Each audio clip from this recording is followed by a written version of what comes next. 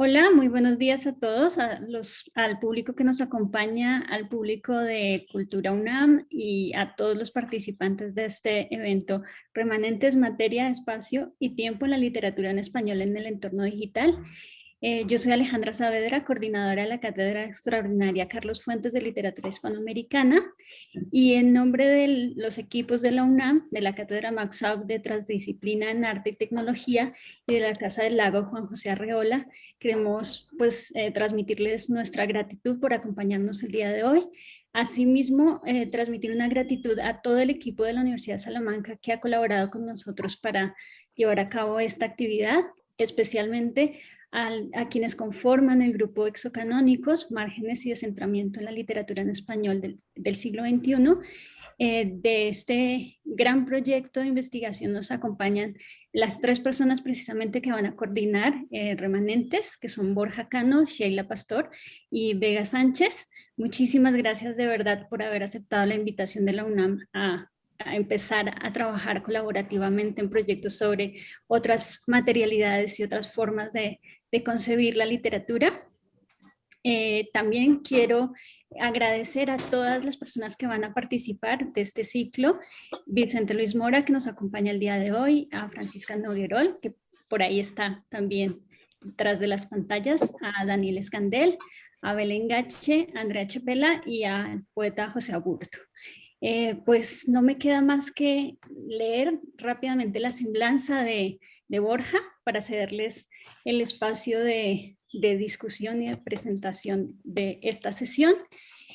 Borja Cano Cano Vidal es personal investigador de la formación en el Departamento de Literatura Española e Hispanoamericana de la Universidad de Salamanca, donde actualmente realiza su tesis doctoral bajo la dirección de la doctora Francisca Noguerol, y en esta misma institución obtuvo los grados de Filología Hispánica y el máster de Literatura Española e Hispanoamericana, Teoría de la Literatura y Literatura Comparada.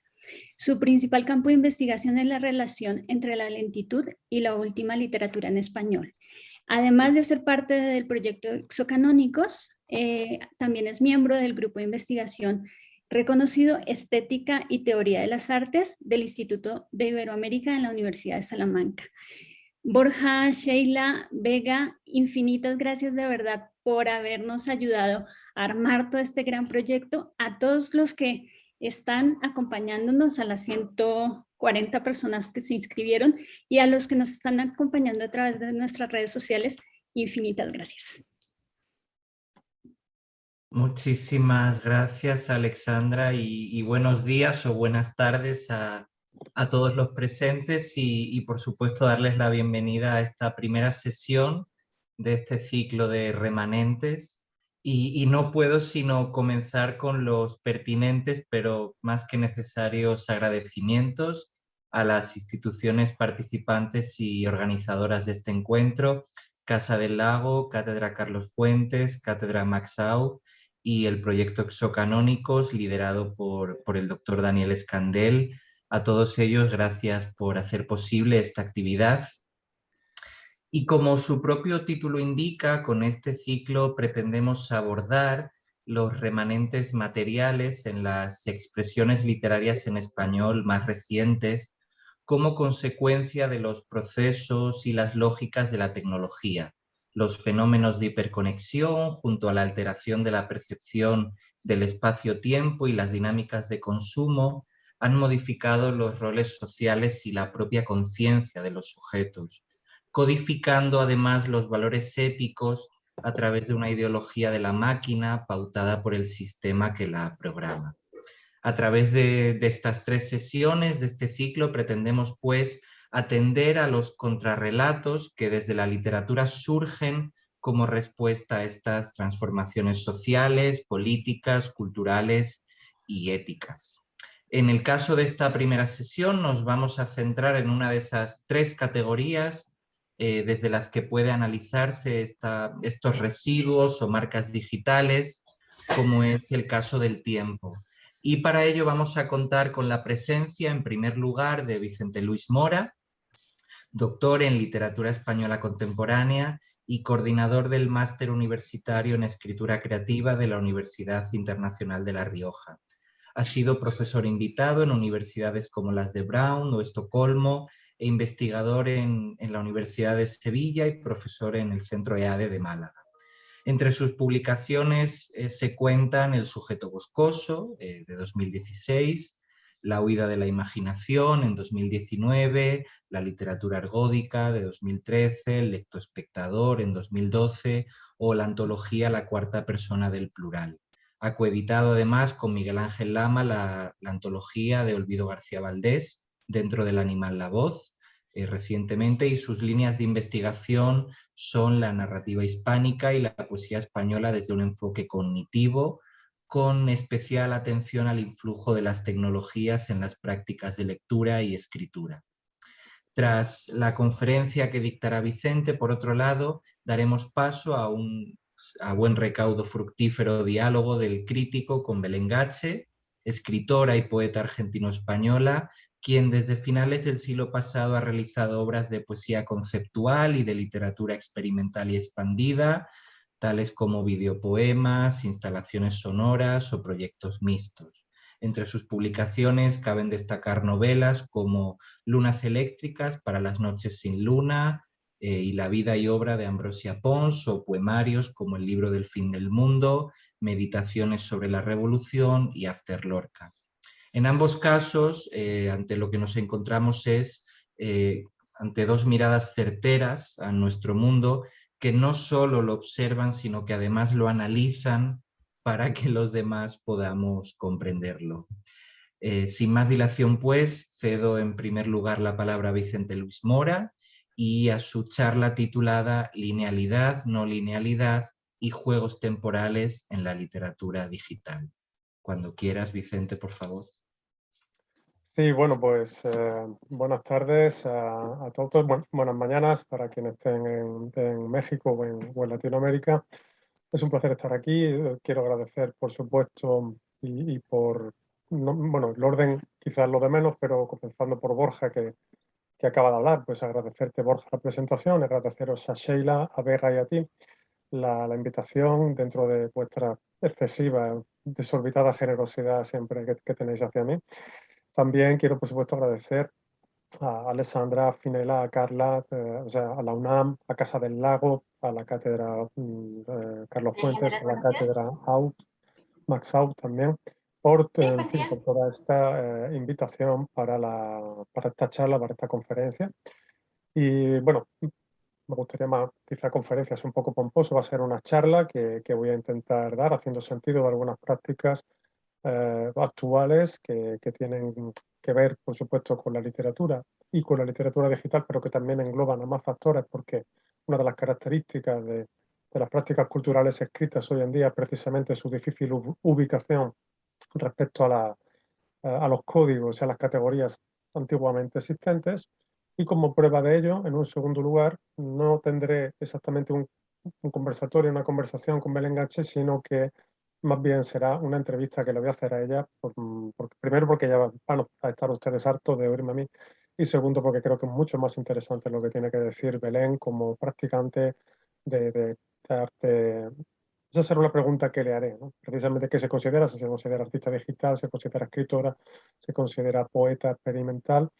Y bueno, pues en cualquiera de estos campos Belén es una referencia, y precisamente por eso me gustaría que sobre todo hablara a ella, y mi función ahí será más bien la de precipitar su discurso e intentar motivarlo y animarlo. Así que bueno, sin más preámbulo, comienzo con la ponencia, intentando un momentito, a ver si funciona bien. Esperemos que sí, parece que se ve, ¿no? Borja, por favor, confírmame que se ve. Sí, sin problema, Vicente. Perfecto, vale, pues nada, pues muchísimas gracias y voy ya directamente del tiro. Bueno, en primer lugar, tenemos aquí a De los Santos. De los Santos es un artista español, jovencísimo, como pueden ver en la imagen, se hizo conocido en 2020. Y lo que nos interesa es cómo se hizo conocido. Rodrigo empezó De los Santos, que es el nombre artístico de este artista, comenzó en primer lugar por simplemente en su casa, en una habitación de su casa, componiendo música mediante sus propios medios, con sus recursos, con su guitarra eléctrica que conectaba a un equipo digital y a un sampler.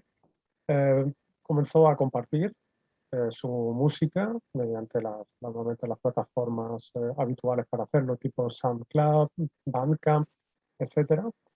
Y bueno, pues poco a poco empezó a ganar seguidores, a ganar atención, y luego dio el paso a lo que diríamos una carrera un poquito más convencional, no demasiado más convencional, pero bueno, más reconocible, cuando fue el ganador de un concurso que organizó el programa Sesiones Movistar de una cadena de televisión por cable española, lo que ya digamos que ha actuado como precipitante para convertirlo en una joven figura, digamos, un nombre prometedor dentro de la escena musical española, lo cual le va a encaminar, o que ya está encaminando, pues, a una participación en festivales de música y seguramente a lo que será, pues, de pronto un disco más o menos reconocible dentro de un sistema de producción más o menos reconocible. Ahora entenderán por qué estoy haciendo todas estas precisiones.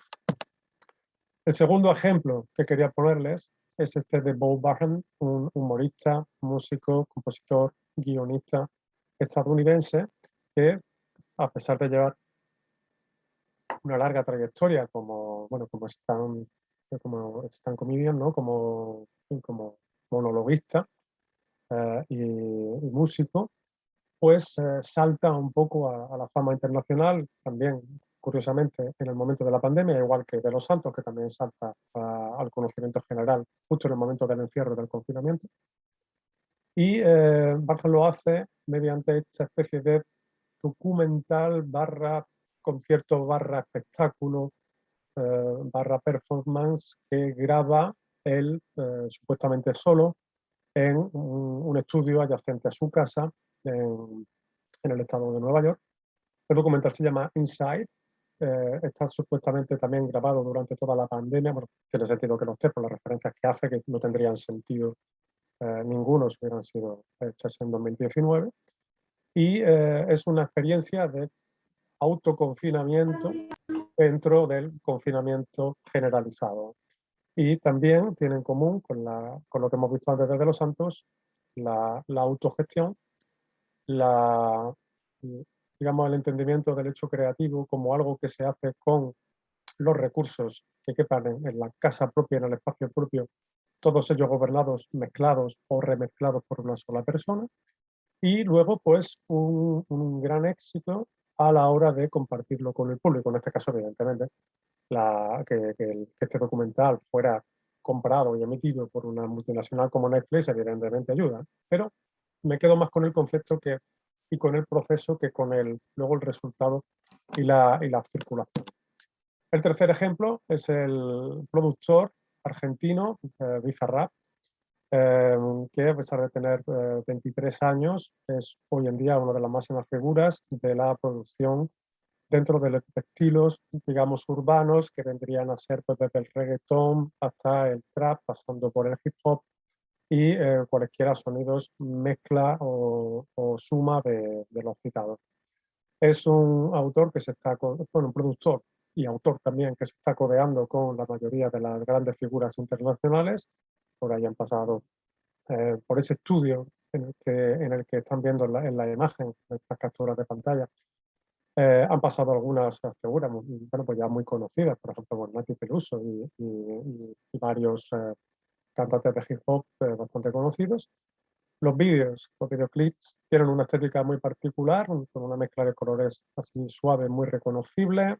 Solo se utilizan 3 cámaras, se hacen todos en el estudio de grabación y con él dentro del estudio participando un poco del espectáculo, pero dejando muy claro el papel protagonista del productor dentro del fenómeno musical. Es decir, no solo aparece, como ha sido hasta ahora reconocible, el cantante, sino que el productor está casi en igualdad de condiciones, aparece en menos imágenes, normalmente él aparece siempre un poco velado, siempre con gafas de espejo, siempre con los ojos alterados digitalmente, pero está ahí.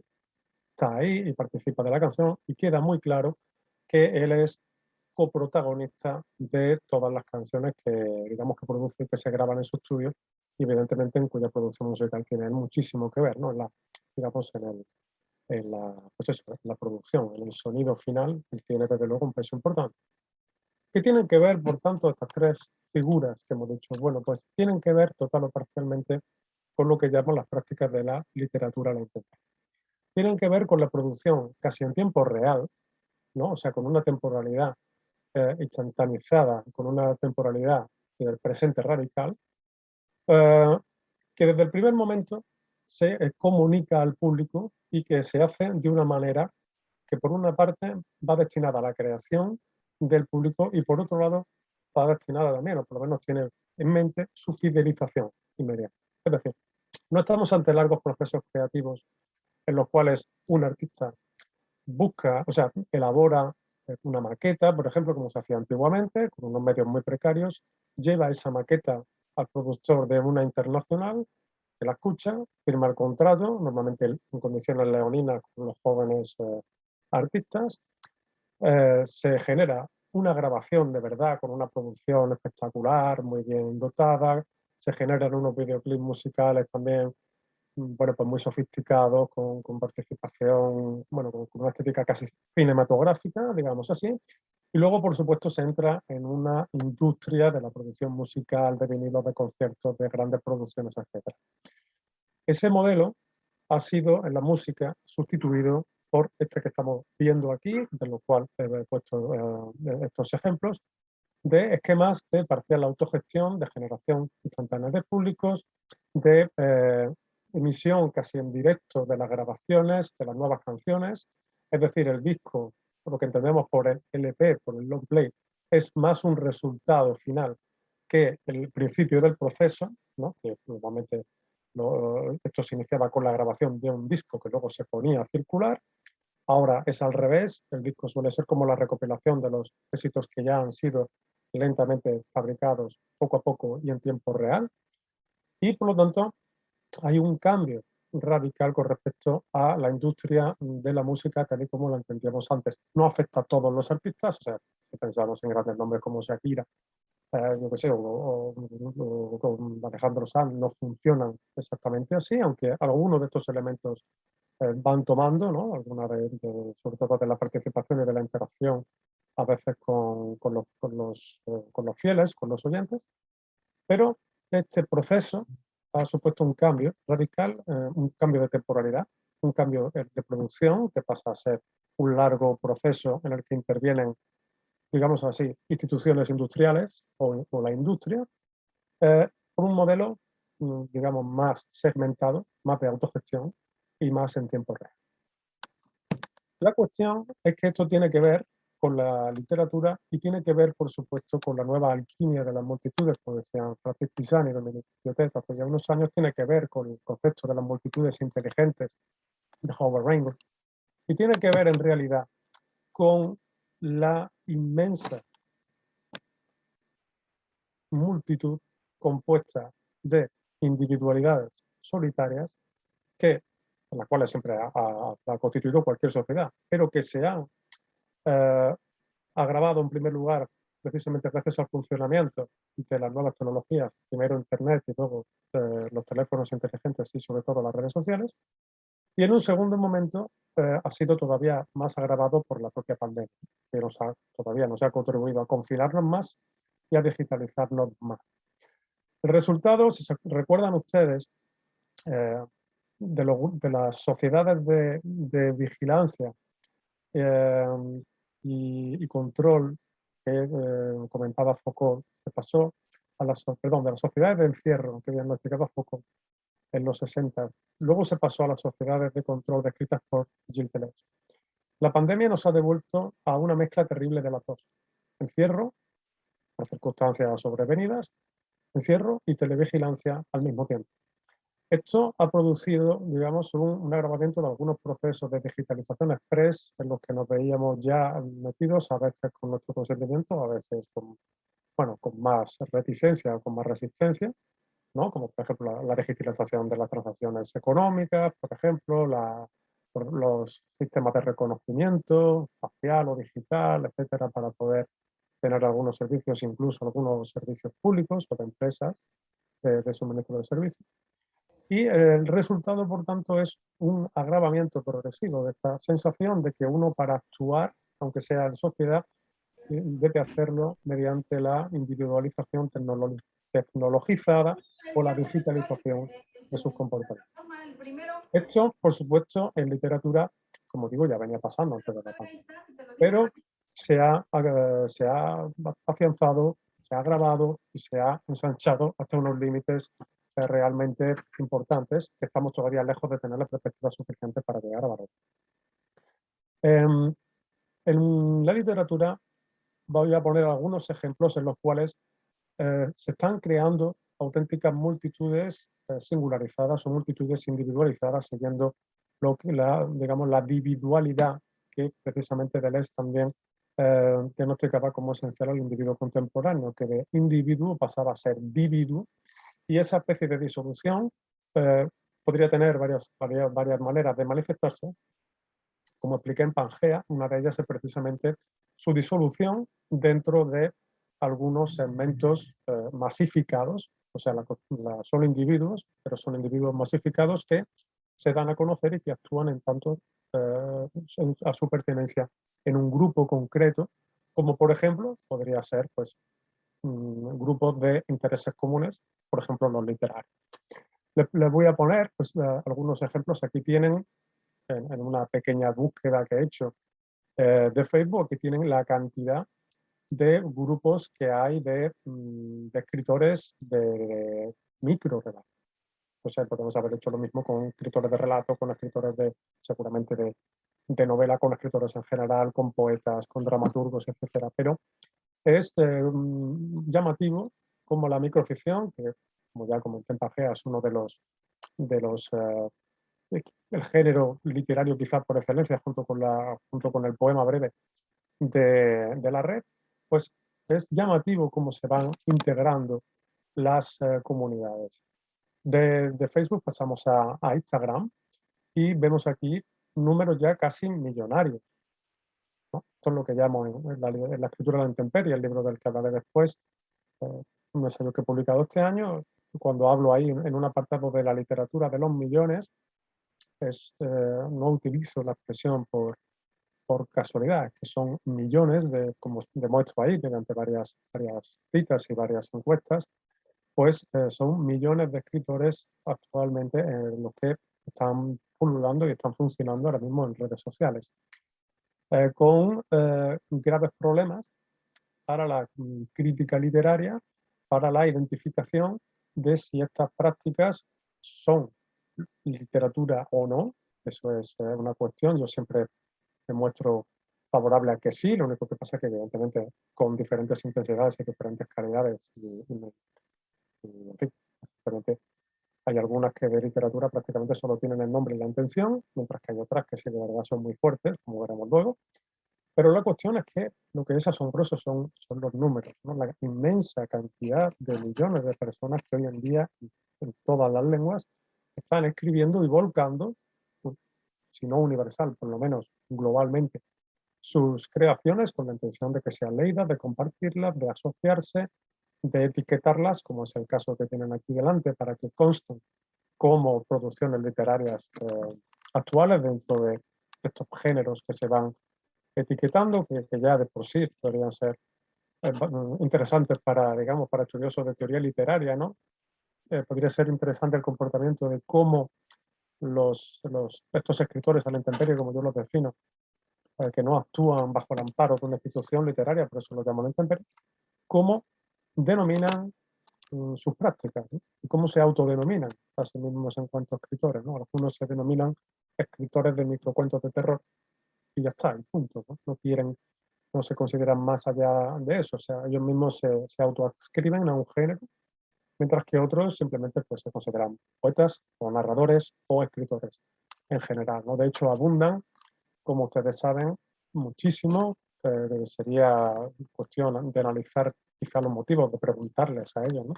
¿Por qué hay tantas personas que en redes sociales se presentan como escritor, incorporan, o escritora, incorporando la palabra escritora o escritor a su propio nombre ficticio, ¿no? Jacinta Pérez, escritor.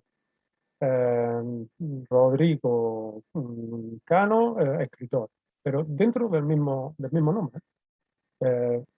Es una cosa bastante singular, como si la propia, o sea, la creación, la apelación a su quehacer, a su hobby, a su vocación, digamos, constituyera una parte de su personalidad tan presente que su avatar electrónico necesitara inscribirlo desde el preciso momento en que se participa en la red social.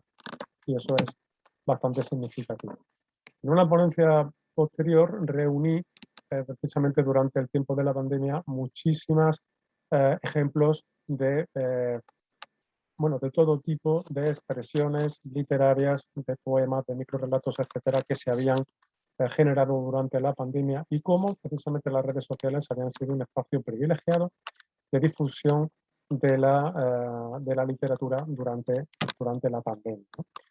Como ven, los hay de todo tipo y condición, los hay que suponen ciertos juegos de poesía visual, otros son, digamos, escrituras textovisuales, ¿no? O operaciones textovisuales que unen imagen y texto, o en otros casos son vídeos o poesía recitada grabada, en otros casos son auténticas videopoemas, que es diferente de lo anterior en el sentido de que son construcciones visuales en las que la poesía tiene una parte importante, pero la producción audiovisual está en igualdad de condiciones con respecto al texto, que se pone en escena de una manera digital.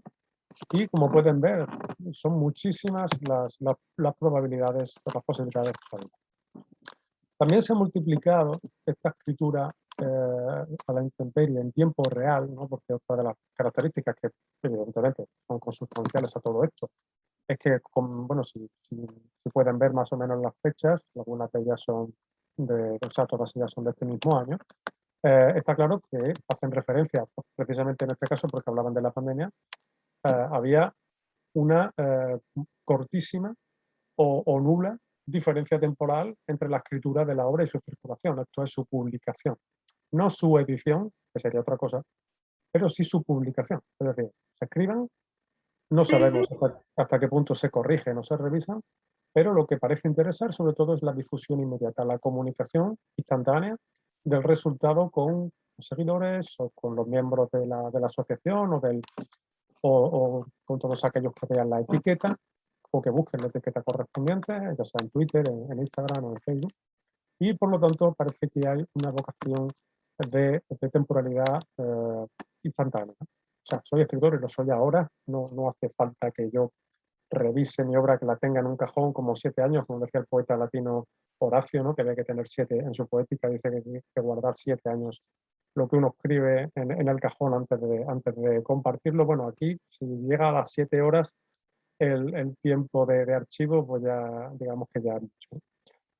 Otra circunstancia que ha venido a cambiar también de una manera bastante radical el panorama de la publicación, que no necesariamente de la edición, de literatura es, por supuesto, la proliferación de plataformas de autoedición, que hay de 3 tipos: de autoedición física, que siempre han existido y que cubren aquella necesidad del vanity publishing, es decir, la publicación simplemente de una persona que quiere tener un libro publicado seguramente por un impulso, una pulsión de distinción cultural, que diría Pierre Bourdieu, ¿eh? A la antigua autoedición física cabe sumarse ahora la autoedición digital, ¿no? Como plataformas como Kindle Direct Publishing, etcétera. Y algunas plataformas como la española BookBook, que facilita o que permite al usuario las 2 posibilidades, la de física, la autoedición, o mejor dicho, la autopublicación, quizás sería lo más correcto, de su libro en papel, en digital, o de las 2 maneras, ¿no? Dependiendo un poco del tipo de pago que tú realices al respecto. Esto ya había venido siendo un boom, digamos, de éxito.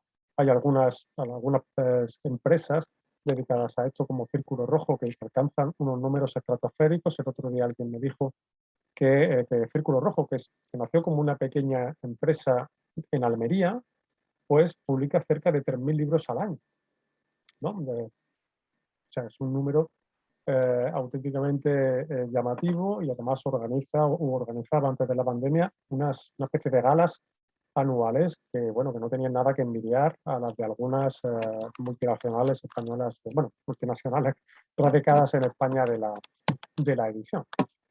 A esto hay que sumar también otras formas de publicación, de autopublicación digital, es decir, en tiempo real, también con la misma inmediatez prácticamente que las redes sociales, que serían, bueno, aparte de las citadas redes sociales, que serían plataformas, por ejemplo, como WhatsApp, que comento su flujo, sus increíbles números y sus últimos movimientos estratégicos, porque dentro de lo empresarial, porque WhatsApp, viendo en primer lugar el altísimo número de usuarios que tiene en el mundo, que son números millonarios, viendo el increíble número de historias que contiene y el éxito que han tenido algunas de ellas, pues rápidamente algunas editoriales acudieron a buscar autores en WhatsApp.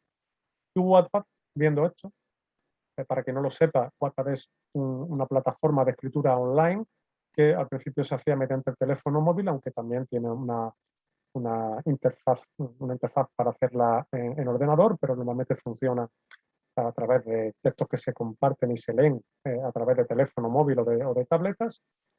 Y como digo, viendo la plataforma que había un negocio también, que para ellos inesperado, en la publicación de algunas obras especialmente exitosas, han llegado a acuerdos con grupos de multinacionales de la edición, digamos, para participar ellos mismos del negocio y convertirse también digamos, en fin, bueno, en plataformas también en este caso, de edición, de libros, ya no de publicación.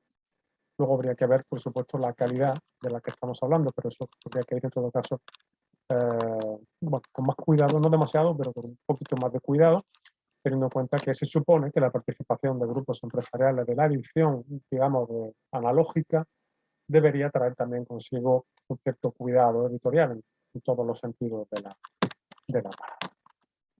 Pero ¿qué es lo que ocurre con las multitudes y con la individualidad, ¿no? Pues que, como decía Rilke, de golpe es uno en la multitud y ya no es joven ni maravilloso, sino solo, ¿no? Uno acaba estando a solas. Y entonces, cuando uno comienza a escribir y comienza a publicar en línea, al principio lo hace pues, muy entusiasmado, lo hace muy animado, pero luego, bueno, pues va pasando el tiempo y va viendo que los resultados no son todo lo esperables, que son todo lo deseables que serían. Una pregunta, Borja, como la pantalla entera no me deja ver la hora, ¿me puedes decir la hora española para que...? Y 33, exactamente. Tengo que correr un poquito más. Vale. Como les digo, es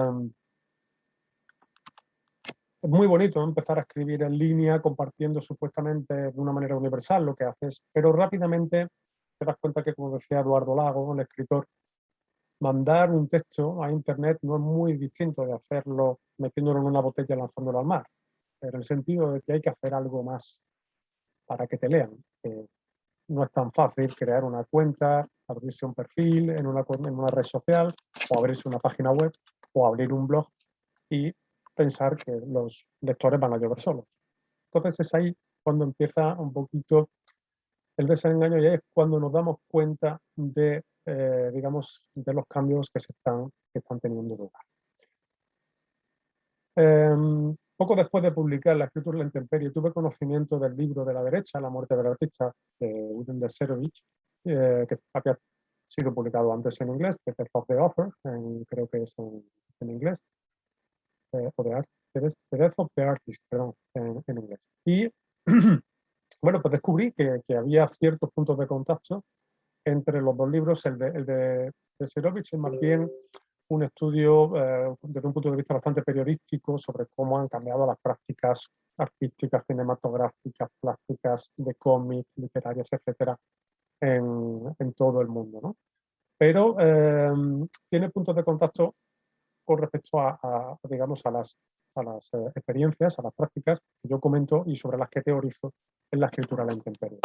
Vamos a hacer un pequeño resumen.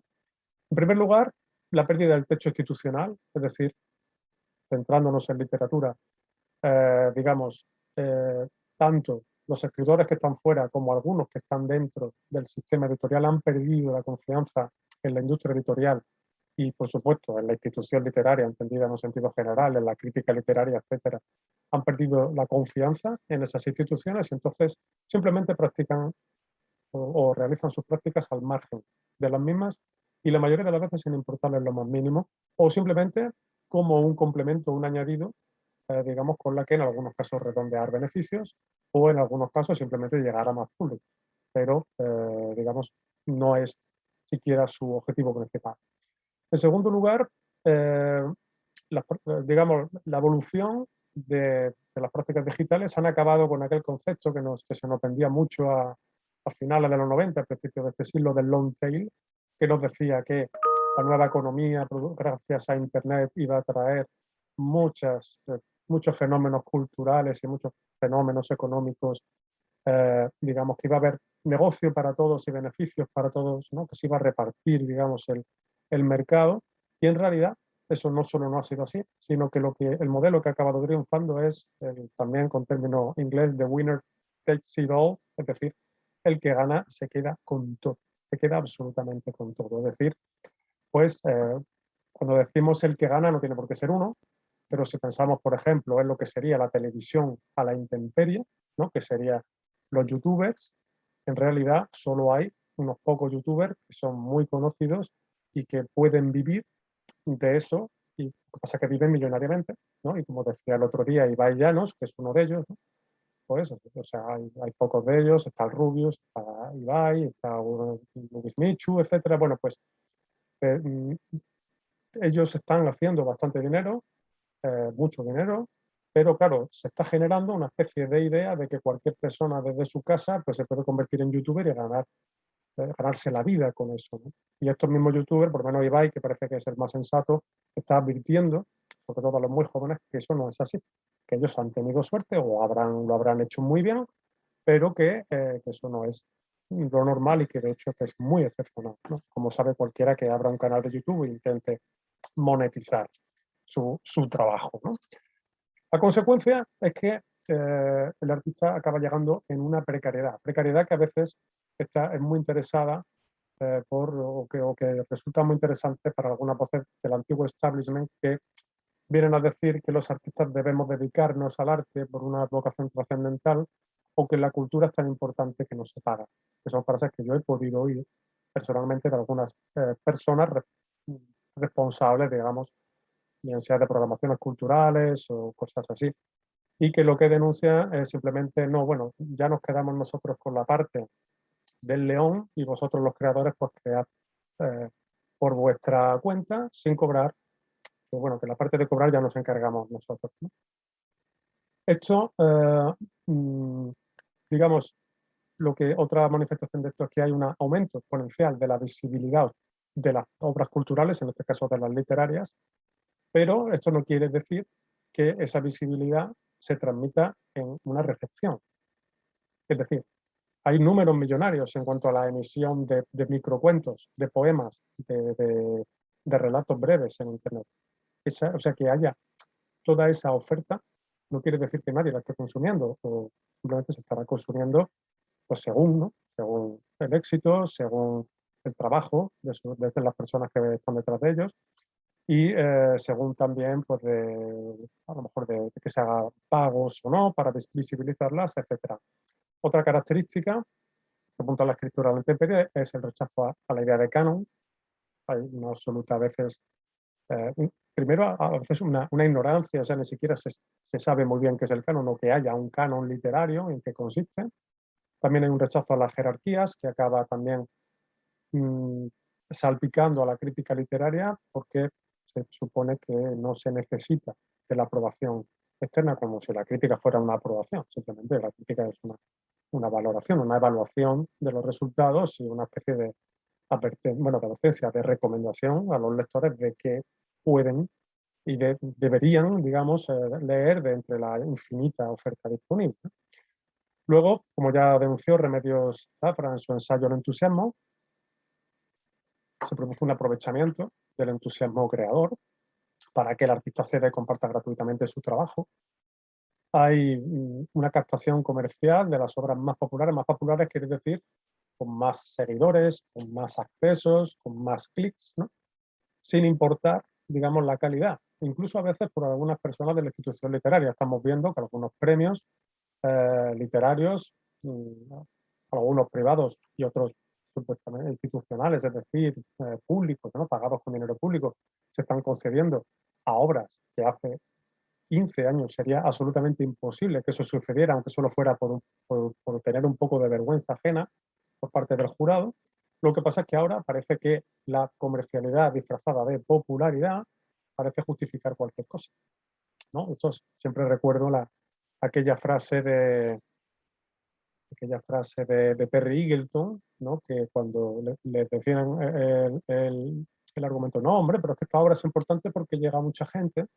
Y Eagleton decía, sí, el sarampión también llega a mucha gente y la gripe también llega a mucha gente, pero eso no significa que sean buenas obras culturales o que sean productos estimables desde el punto de vista literario.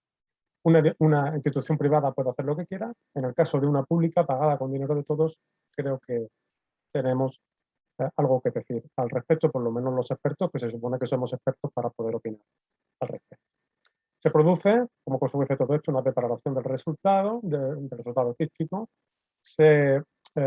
Digamos que también se pasa por encima de la tradición cultural, la tradición no importa en absoluto. El 81%, dice Deserovich, de los estadounidenses confiesa que en algún momento le gustaría escribir un libro, seguramente sobre su propia vida, claro, porque todo el mundo considera que su propia vida da para un libro, pero dice Deserovich con tanto humor digamos, como escepticismo, ¿no? Que ojalá el 81% de los estadounidenses decidieran leer algún libro, ¿no? Con lo cual, todo esto está comunicado. Entre las muchas consecuencias que tienen todas estas prácticas culturales, la precariedad tiene una bastante terrible, que es que obliga al artista, al escritor, al músico, al dramaturgo, al cineasta, a convertirse en empresario de sí mismo. En el caso de la literatura les he buscado aquí dos ejemplos. A la izquierda tienen uno del novelista Edgar Keret, que anuncia a sus suscriptores y a sus fans y a sus amigos, bueno, y a sus lectores, que quiere publicar, que quiere, mejor dicho, construir, que quiere crear unas cajas de cerillas donde aparezcan textos de él, ¿no? Para, evidentemente, pues para eso, para tener ingresos por una especie de merchandising. El propio autor, como pueden ver, cuando se lo comenta al editor en las líneas que le he subrayado, se lo comenta a su editor, al editor literario de sus libros, que es un editor serio, y le dice, los escritores escriben libros, no cajas de cerillas, ¿no? Y él le responde que los escritores escriben historias y que las historias que pueden aparecer en cualquier sitio que esté permitido, los muros, las servilletas sucias, las cajas de cereales, etcétera, ¿no? Bueno, yo se lo pongo aquí y ustedes juzgan por sí mismos. El segundo ejemplo es de un autor ya prácticamente canónico, un autor conocidísimo, el autor de House of Leaves, una de las novelas más importantes de la narrativa en lengua inglesa de los últimos 20 años.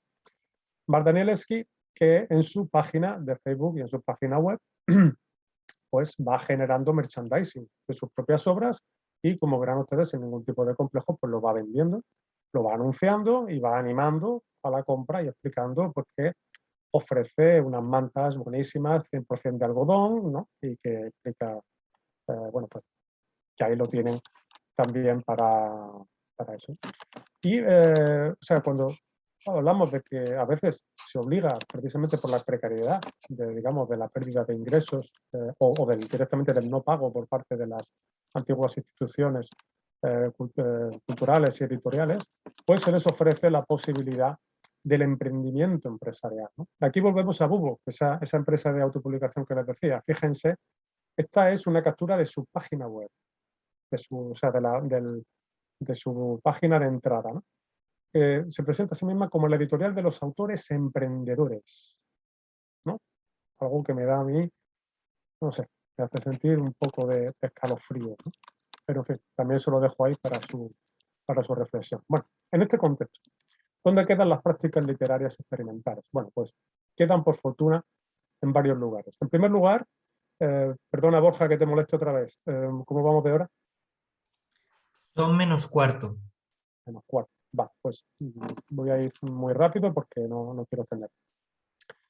La literatura actual se refleja, bueno, pues está acogida en varios lugares. En primer lugar, en proyectos institucionales, puesto que algunas de las antiguas instituciones siguen funcionando, ¿no? Por ejemplo, pues las universitarias, por fortuna de momento al menos, siguen funcionando y dan un cobijo a los proyectos que de verdad merecen la pena, que se realizan y se recopilan después de cierta selección.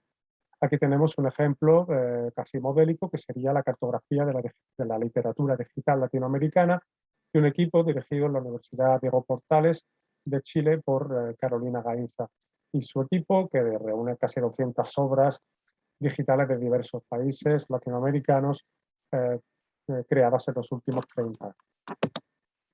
Hay otro tipo de proyectos que son proyectos agregados a festivales o eventos, por lo cual tienen una parte, son proyectos híbridos entre la iniciativa, digamos, a la intemperie, la iniciativa personal de algunas personas, pero que acaban encontrando un poco de ayuda o un poco de respaldo al agregarse a ciertos eventos, a ciertos festivales, ¿no? Por ejemplo, recientemente, pues Canek Zapata y Luis Mercado, ¿no? Que son bueno, expertos y practicantes de literatura digital en castellano, pues han creado un pabellón titulado Random en la Bienal Electrónica de Rome, ¿no? Y ahí pues han recopilado obras digitales como las que tienen, ahí a la derecha tienen parte de la lista es mucho más larga, pero bueno, era para que vieran más bien el ejemplo y la sistemática, y ellos van recopilando, ¿no? Canek Zapata hace de vez en cuando para algunos medios digitales recopilaciones de literatura digital actual, ¿no?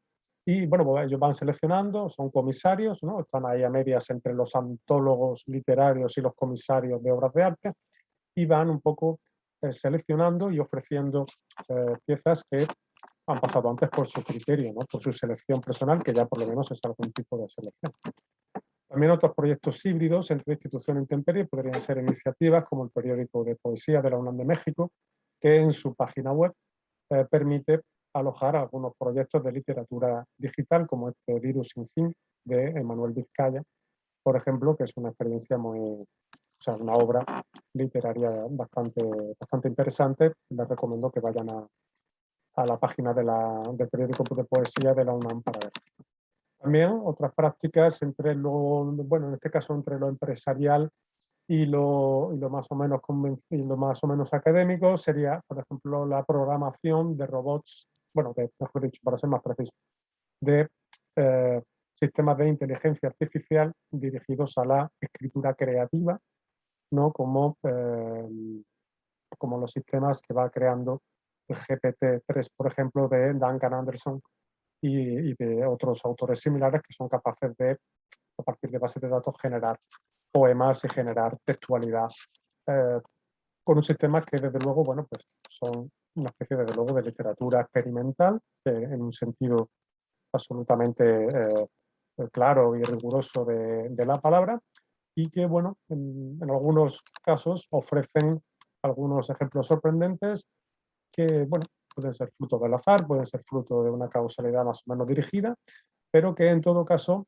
lo importante de estos sistemas no es tanto los sistemas per se, sino que hay algunos autores actuales que están empezando a utilizar como apoyo o como otros utilizaban la traducción automática, etc.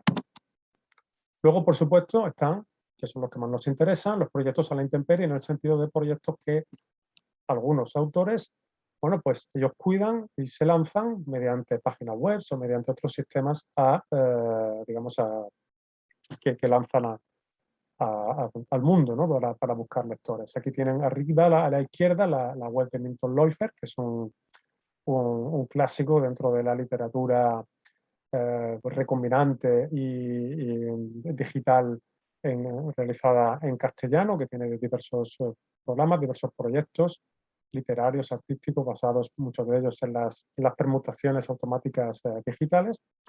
A la derecha, abajo, a la derecha, tienen dos dos muestras de Belén Gache. No me voy a parar porque ahora vamos a hablar con ella, ¿no? Pero ahí las tienen como ejemplo, ¿no?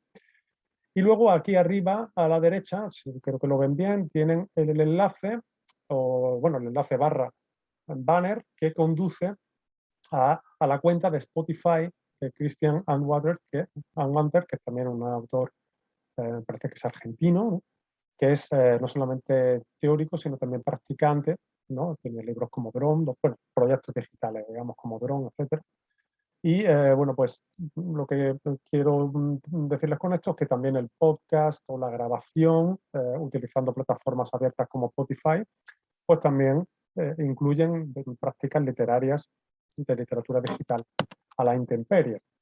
A veces coinciden en la misma plataforma, en este caso Instagram, practicantes profesionales con practicantes amateurs. A la izquierda tienen, por ejemplo, la de la cuenta de Instagram de la poeta digital y poeta también analógica y performer mexicana Rocío Cerón.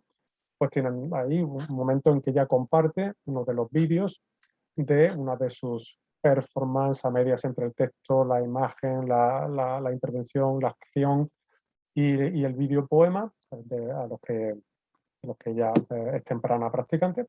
Y a la derecha tienen un vídeo poema de una autora absolutamente amateur, Cristina Ruberte, que también graba en vídeo, o sea, hace vídeos o videopoemas a su saber y entender, ¿no? Bueno, desde su condición amateur. Pero fijémonos, digamos, la diferencia entre la figura ya contrastada de Rocío Cerón, que no necesita poner su nombre, ni siquiera el nombre de su cuenta de Instagram, mientras que Cristina Ruberte no solo necesita poner su apellido en la cuenta, que bueno, es normal y que lo hacemos muchos, pero incluso tiene que insertar debajo del poema en el vídeo, tiene que insertar su nombre como diciendo todo el rato, esto es mío, esta soy yo, esta es mi obra, precisamente porque todavía carece de una figura autorial que defender. Aquí tienen otro ejemplo, es muy frecuente en autores digitales que sean a la vez teóricos y artistas o escritores practicantes, como el propio caso de Belén Gache. Y aquí tienen, por ejemplo, a Alexa Pascual, que es teórica, como pueden ver a la derecha, su libro Postweb, crear con la máquina. Y luego aquí tienen una captura de las muchas que podrían hacerse de su página web, donde se contienen sus proyectos creativos de poesía o de vídeo creación digital, que normalmente ella realiza en inglés, que es o sea, es española de nacimiento, pero es bilingüe, perfectamente bilingüe, es profesora en Berkeley. Y bueno, pues lleva a cabo su obra normalmente utilizando el idioma inglés. Hay otras cuentas, por ejemplo, la cuenta Literatura Expandida en Instagram, que utiliza la tecnología un poco para capturas de pantalla, utilizando los recursos disponibles en la web para escribir. Hay algunos videopoetas como Fifo Lazzarini, brasileño, que utilizan también posibilidades tecnológicas para practicar. Fíjense que el mismo etiqueta, si se fijan en la parte central, las etiquetas que utiliza para definir lo que hace son poemas, poesía experimental, poesía expandida, o sea que él es muy consciente de lo que está haciendo y seguramente haya leído al respecto, ¿no? Porque sobre todo la categoría de poesía expandida es una categoría teóricamente ya acuñada y sistematizada, pero lo interesante es que él lo hace a la intemperie de su cuenta de Instagram y ahí lleva a cabo sus experimentos. Y bueno, pues por mi parte, esto sería todo de lo que es la parte de la, digamos, de la conferencia. Y me gustaría, bueno, pues comenzar la conversación, más bien entrevista con Belén. No sé, Borja, si dar el paso o empezamos directamente. No, por supuesto, yo intervengo luego más tarde, pero bueno, por simplemente introducir esta conversación, por supuesto, agradecerte, Vicente, el iluminador magisterio y, si se me permite el breve comentario, que en un espacio académico salgan Bizarrap o Ibai Llanos, es algo Diría que está conmovedor y desde luego transgresor, pero bueno, tan solo recordar al público asistente y emplazarles a que todas aquellas preguntas o comentarios que puedan tener, que aguarden todavía un poco más y tras este conversatorio daremos tiempo para ello. Así que adelante, Belén y Vicente, gracias. Vale, bueno, pues Belén, encantado de saludarte de nuevo otra vez y bueno, pues ya bueno, ha habido esa presentación inicial, con lo cual no hay que presentarte mucho. Yo quería formularte algunas preguntas, pero sobre todo un poco también como excusa para hacerte hablar, para que la gente te escuche y escuche lo que tú tienes que decir sobre estas y otras cuestiones. Si quieres, para enlazar un poco con lo que he expuesto, me gustaría preguntarte, en primer lugar, sobre si tú en algún momento has sentido el frío de la intemperie, es decir, la falta de cobijo de las instituciones culturales y preguntarte un poco ontológicamente quién eres tú para el mundo, para el resto de personas. ¿Eres una escritora experimental? ¿Eres una videoartista? ¿Eres una artista digital? ¿Eres una profesora, una poeta? ¿Quién es Belén Gacher para el mundo y, por supuesto, para ti? ¿Quién soy yo? Vamos, qué pregunta que me haces, Vicente, por favor. Pues no lo sé, no tengo idea, mira. No, mira, varias cosas. Yo he estado escuchando con mucha atención tu maravillosa conferencia, como siempre. Yo pienso varias cosas. Primero, como bien decía Borja al principio, yo soy del siglo pasado. Todas estas cosas que tú estás hablando se han armado luego, ¿no? Se han armado más en este siglo y yo no he entrado a la literatura digital por ahí. O sea, yo empecé a escribir profesionalmente en los 80, imagínate ya, ¿no? O sea, que he pasado por todas las etapas. Y empecé publicando en editoriales como Planeta, Sudamericana, o sea que no. Yo creo que literatura digital es un conjunto cuasi infinito, es como literatura en papel, ¿sabes? O sea, tú puedes hablar de literatura en papel generalizando y de literatura digital generalizando, pero cada uno se acerca de la manera que se acerca. Hay millones de posibilidades de acceder a eso porque cada uno tiene su propia búsqueda y sus... eso por una parte, ¿no? O sea, yo me parece además que el término intemperie es bastante ideológico. En mis épocas se diría fuera del sistema, o sea, uno trataba de salirse del sistema precisamente, o sea, eso era lo que yo, que tengo como una herencia muy fuerte de la contracultura de los años 60, 70, por ejemplo, de lo que en ese momento en literatura se hacía fuera de los circuitos comerciales, es decir, suponte todo lo que pasaba por el mimeógrafo, por los fanzines, por todo lo que se hacía fuera del sistema, se buscaba eso, ¿no? No es que uno quedaba a la intemperie así como yo quiero estar en el sistema y no puedo. Entonces, mi acercamiento a todo esto viene por otro lado. Yo nunca, por ejemplo, no le encuentro una lógica que coincida con mi forma de ser a las redes sociales. Yo no uso redes sociales porque a mí no me interesa para nada llegar a la gente, ¿sabes? O sea, yo juego con las nuevas herramientas de escritura. Para mí fue maravilloso, o sea, todos, hoy en día hablamos de literatura digital, pero todo el mundo escribe literatura digital, o sea, escribe con el ordenador.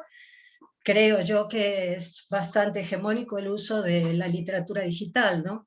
Ahora, si tú quieres usar las herramientas que las nuevas tecnologías te permiten, como hacer hipervínculos, hacer una obra generativa, diagramarlo de otra forma, si lo quieres usar o prefieres no usarlo y seguir usando una forma lineal de escritura en blanco y negro así, eso ya es una decisión de cada uno, pero todo el mundo está escribiendo digitalmente hoy. O sea, una cosa es la herramienta, las nuevas posibilidades, las nuevas tecnologías.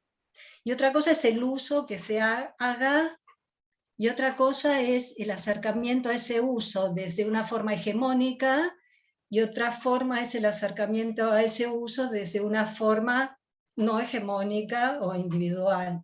Entonces, claro, quizás yo, mi hacer o mi acercamiento a las nuevas tecnologías de escritura pasé por otro lado completamente diferente que todas estas cosas que tú muy bien has nombrado, porque es lo que efectivamente hoy hegemónicamente hay, pero de todas formas sí que hay acercamientos también fuera de todo eso, ¿no? O sea, y además, otra cosa que también tú sabes bien es que siempre se dice que hay más poetas que lectores de poesía, así que lógicamente todo lo que antes estaba por ahí fuera, en talleres literarios y todo eso, ahora está en la red, y entonces es mucho y es muy diferente, y hay de todo, y hay cosas muy malas, y hay cosas buenas, y hay cosas que...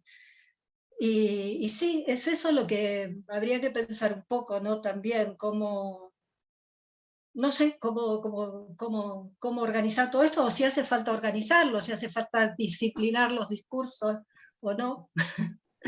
Son todos temas súper importantes, y como tú bien decías, Vicente, esto igual no se va a saber ahora, esto recién se historiará dentro de, no sé, 30 años, 50 años, ¿no? Este periodo es un periodo como, no sé, cuando apareció la imprenta, y no sé.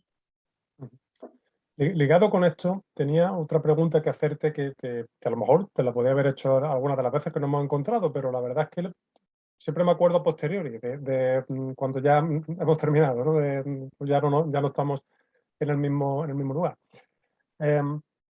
¿Cómo ha sido? Porque yo, a lo mejor, las personas muy jóvenes, a lo mejor las que están, algunos muy jóvenes que estén acudiendo aquí, dirán, bueno, claro, Belén Gache, la gran autora casi oficial de la poesía o de la literatura digital en castellano. Y claro, eso me choca porque como yo te he visto, bueno, como muchos de los que estamos aquí, te hemos visto crecer y hemos visto el trabajo que lleva eso. O sea, que tú llevas un trabajo continuado que efectivamente ha incluido el libro analógico, el libro en papel, bastantes libros en papel, y luego tus experiencias cada vez más diversas y cada vez más complejas dentro de, pues eso, de proyectos interactivos, de instalaciones, de vídeos, ¿no? De hecho, ahí abajo todavía, vamos, había puesto una mera muestra de muchas cosas que has hecho, ¿no? De la cantidad de cosas que haces. O sea, ¿cómo puedes vivir tú, si tienes tú esa sensación, que a lo mejor no la tienes, el hecho de ser ahora como una especie de, no autora oficial, porque no hay oficialidad por fortuna en la literatura digital, ¿no? Pero esa idea de ser como el nombre de referencia cuando tú siempre te has ubicado en un contexto casi contracultural, ¿no? Como tú decías anteriormente. Pues es bastante paradójico. No, yo creo simplemente que es porque soy vieja, ¿sabes? No sé cómo, claro, es que he empezado hace mucho, pero yo lo que quisiese transmitir es mi fascinación. O sea, cuando yo empecé a escribir con nuevas tecnologías a principios de los 90, era maravilloso, era maravilloso. O sea, yo que venía de la máquina de escribir, ¿no? Que había que copiar, si querías hacer una copia tenías que poner un papel carbónico y nada, ¿no? Y poder de golpe hiperlinkear una palabra, poder poner los colores, poder poner... entonces, ese acercamiento a la tecnología era como abrir un mundo que las búsquedas que tú bien sabes, Vicente, las vanguardias buscaban fugar del libro, salirse del libro, salirse de la linealidad, hacer caligramas, meter colores, salirse.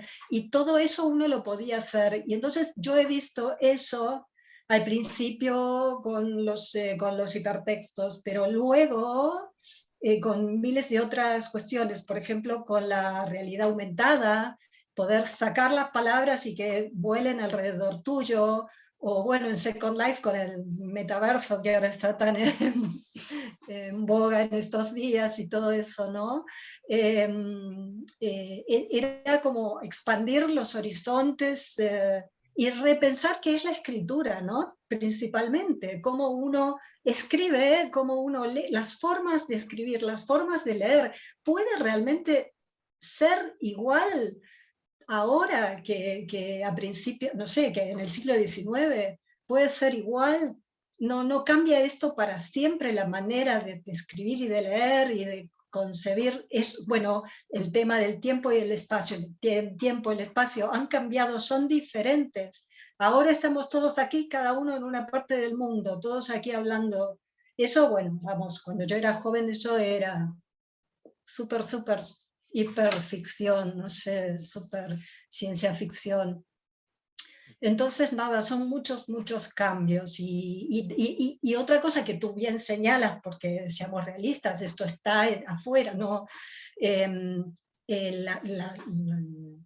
circuito comercial no sabe muy bien cómo apropiarse de esto y trata de imponer como modelos comerciales, entonces, porque además yo que empecé en circuitos, digamos, de editoriales grandes, también ha sufrido un cambio grande el circuito de las editoriales, ¿no? Se ha vuelto más comercial, entonces no es lo que era antes de los... en los años 90 hubo un cambio muy grande también, ¿no? Con los monopolios de las grandes editoriales y todo eso, o sea que eso también ha cambiado mucho desde el lado... así que sí, esto está en continuo cambio y nada, no sabemos muy bien cómo va a ser, pero yo lo que rescato es como esta búsqueda, esta fascinación por ver nuevas formas de escribir, cómo puedo utilizar esta herramienta para escribir, ¿sabes? En vez de hacer un graffiti en la pared, toco esto y aparece flotando una palabra, no sé, para mí era muy motivador utilizar todas esas herramientas. Sobre esto tenía una pregunta que hacerte específicamente. A mí me interesan mucho las condiciones materiales en que los artistas de todo tipo realizan sus obras. Cómo hacen los músicos su música, los cineastas sus películas, de dónde consiguen financiación, si se la montan en su casa, como David Lynch en algunos proyectos, etc. Esto, cuando tú piensas en un nuevo proyecto digital, ¿tú lo haces a la vista de las herramientas que tienes o intentas conseguir nuevas herramientas, nuevos software, nuevos equipos? Para eso intentas hacerlo, procurártelo tú con tus medios, los pides, pides el amparo de instituciones o de festivales que digamos que te la consigan o que te las alquilen durante un tiempo. ¿Cómo te manejas en un mundo en el cual la parte física, la parte material, el remanente, ¿no? Por utilizar el título del encuentro, es tan importante? Yo por suerte, las veces que, sabes, que de golpe te llaman, te invitan o te comisionan una obra, yo las aprovecho cada una para poder inventarme una cosa. Entonces, digamos, funciona más o menos así. O sea, y si no tengo ningún apoyo, lo hago yo por mi cuenta, vamos. Pero es que tampoco es algo tan alejado de las posibilidades. Vamos, uno también, sabes, no hace falta grandes equipos para tener una buena idea. O sea, igual puedes tener una buena idea con un lápiz, ¿no? O sea, no... Entonces, pero sí, yo cada vez que me han comisionado una obra, bueno, he tratado de ir más allá y ver si podía, no sé, pensar con otros elementos, pero si no pasa nada. Vamos, ya te digo, eso son las diferentes formas de escribir y cómo uno va utilizando las diferentes, por ejemplo, esto de Second Life, para mí era muy interesante porque, claro, eso es una plataforma que la gente usa simplemente para estar allí, para comprar cosas, para jugar o para lo que sea. pero desde el punto de vista filosófico es sumamente interesante para mí el poder estar en otro lado, porque ese tipo de plataformas, estos metaversos, desdoblan, ¿no? Tú tienes que estar, porque el avatar lo estás manejando tú desde la vida real, entonces hay ahí como es una figura híbrida y este avatar es un doble de uno. Y entonces eso, bueno, por supuesto, desde el punto de vista existencial, últimamente he estado trabajando mucho sobre el tema del barroco y el neobarroco y todo eso, me parece como fantástico esta forma de poder estar en dos lugares, ¿sabes? Entonces cada una de las nuevas tecnologías aparece con una serie de cuestionamientos que antes eran impensables, no sé. Sí, desde otro punto de vista, pero siguiendo un poco todavía con la materialidad, me gustaría que explicaras bueno, lo que yo he denominado en un texto que aparecerá próximamente la erosión digital.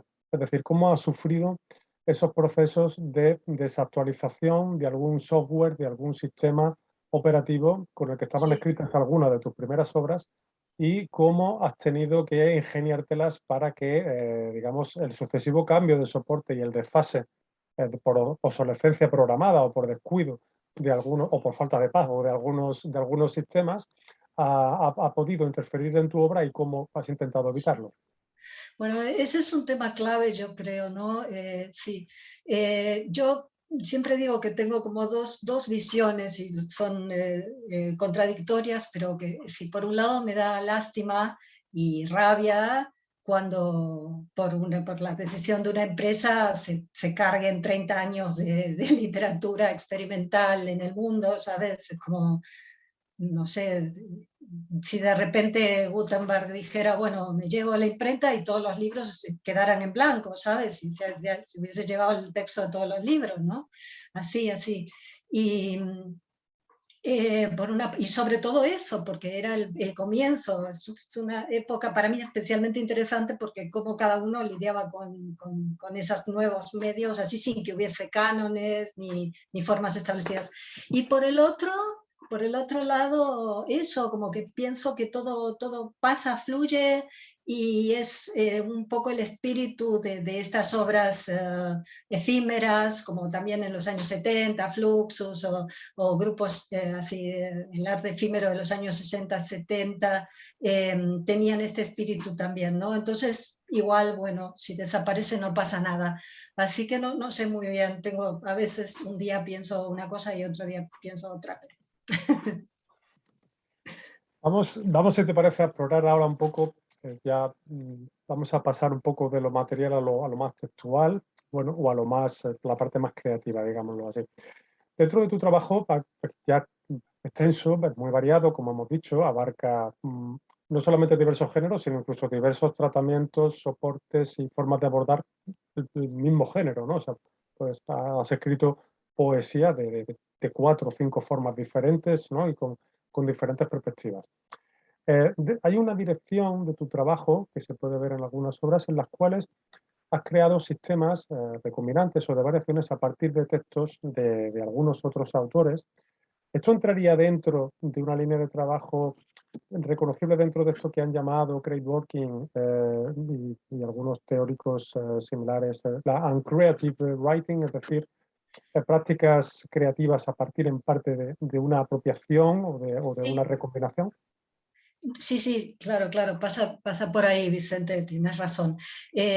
Acabo de terminar de escribir un artículo que me han pedido sobre escritura conceptual y yo justamente decía que para mí la escritura, sí, en Norteamérica está Godkin y Kenneth Goldsmith, siempre hablan de escritura no creativa.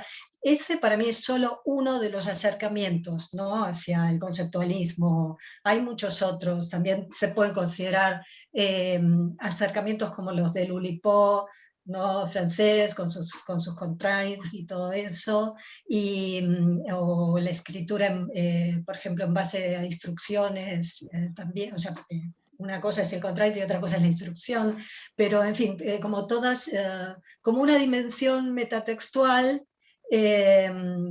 que yo siempre uso ¿no? a la hora de armar una obra, ¿no?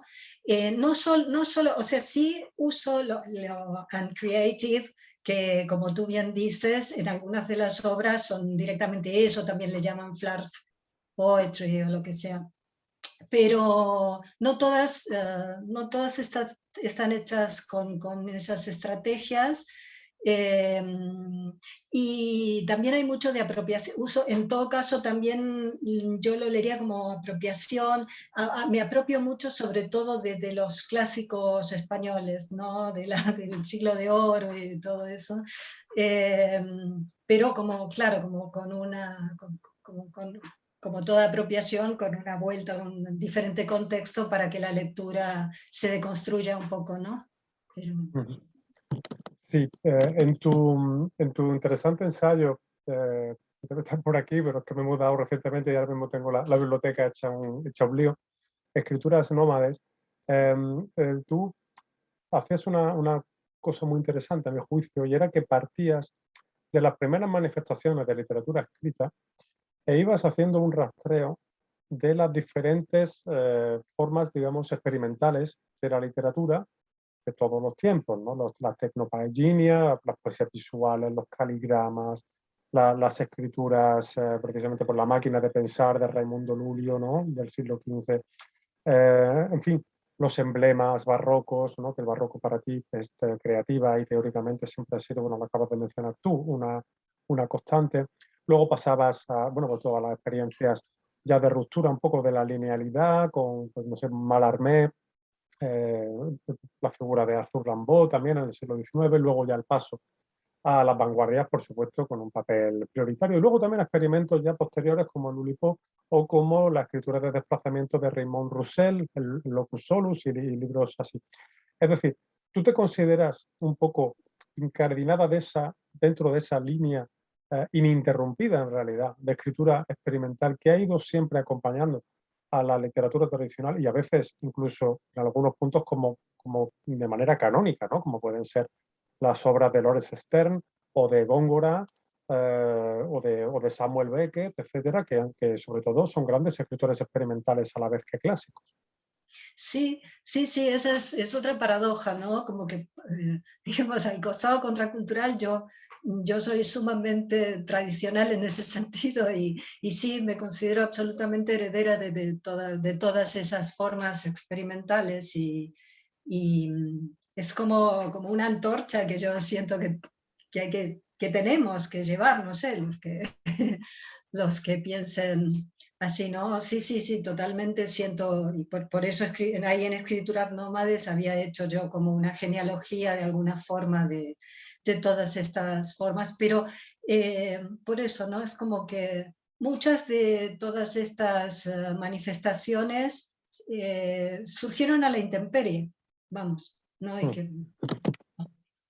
Exactamente, sí. Esa es una constante habitual claro, es que hay algunas prácticas que son tan disruptivas, tan transgresoras, que me refiero a algunas literarias, que es que necesariamente tienen que partir del margen de las instituciones, porque parte de su carga va dirigida precisamente casi a no ser admitida por las mismas por la reformulación que suponen de las prácticas en curso, ¿no? O sea, Claro. cuando Góngora publica Las Soledades es perfectamente consciente del escándalo que se va a liar, ¿no? Pero lo hace y no se arredra ante eso, no hace una carrera literaria cómoda por el qué dirán o por no, digamos, por mantenerse al margen. No, él quiere imponer su calidad, ¿no? Y quiere imponer su genialidad al precio que sea, aunque sea el del escándalo en unos casos y en otros casos habrá sido incluso el precio del olvido. Bueno, el propio Góngora lo sufrió durante varios siglos hasta que lo rescatan Amado Alonso y los poetas del grupo del 27. Pero, sí, perdón, dime.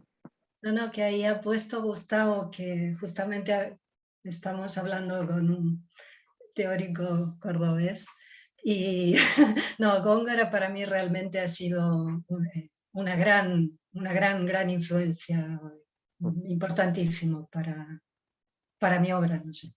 Sí, estoy de acuerdo que no es casual, Gustavo, coincido contigo.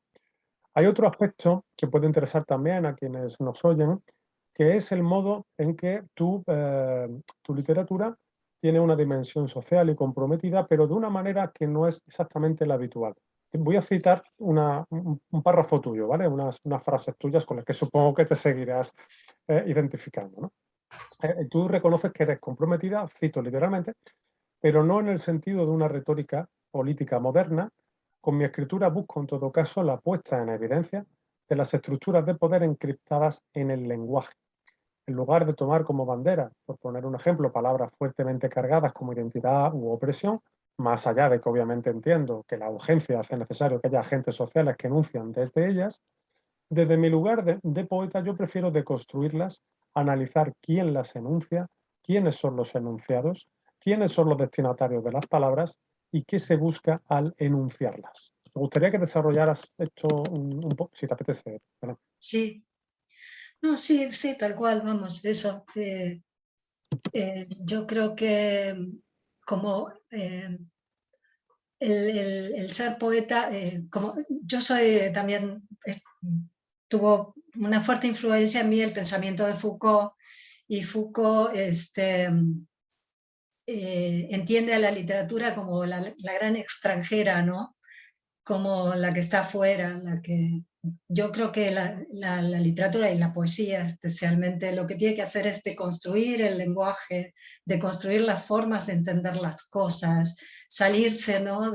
Sobre todo ese pensamiento así como binario y centrarse en las condiciones de producción de cada palabra y eso, y quién las enuncia, y cuándo, y cómo, y por qué, y cuáles son las agendas que hay detrás de los enunciados. Y yo considero que en todo caso mi compromiso es con eso, con esa parte que viene antes de luego decir, de tomar una postura ya establecida o hegemónica, ¿no?